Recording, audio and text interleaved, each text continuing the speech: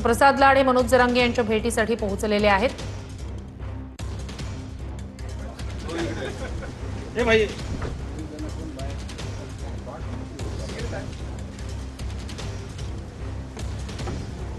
तर मनोज जरांगे यांचं मध्यंतरीचं उपोषण आणि त्यानंतर आता पुन्हा एकदा प्रसाद लाड हे जरांगे यांची भेट घेत आहेत।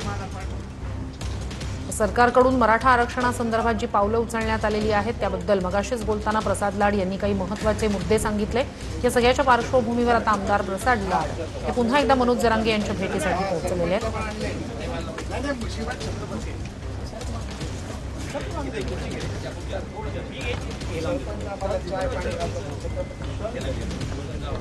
प्रमाणपत्रांचा मुद्दा असेल, सातारा संस्थान यासह इतर महत्त्वाचे मुद्दे जे मराठा आरक्षणाच्या संदर्भातले होते जे मनोज जरांगे यांच्याकडून सातत्याने मांडले जात आहेत।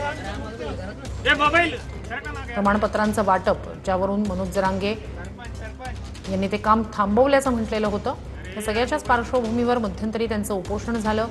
त्यानंतर आता सरकारकडून त्यांच्या मागण्या मान्य करण्यात आल्या आणि आता प्रसाद लाड पुन्हा एकदा जरांगे यांच्या भेटीसाठी पोहोचलेत।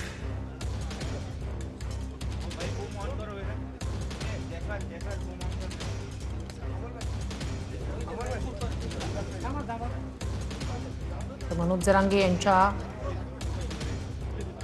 उपोषणानंतर त्यांची प्रकृती खालावलेली होती, त्यांच्यावर रुग्णालयात उपचार करण्यात आले आणि आता सरकारकडून या सगळ्या संदर्भात नेमके काय काय पावलं उचलण्यात आलेली आहे सगळ्याची माहिती देण्यासाठी आणि एकंदरीतच मराठा आरक्षणासंदर्भात सरकार कशा प्रकारे त्या दिशेने निर्णय घेत आहे। महत्त्वाचे काही मध्यंतरी निर्णय झालेले होते,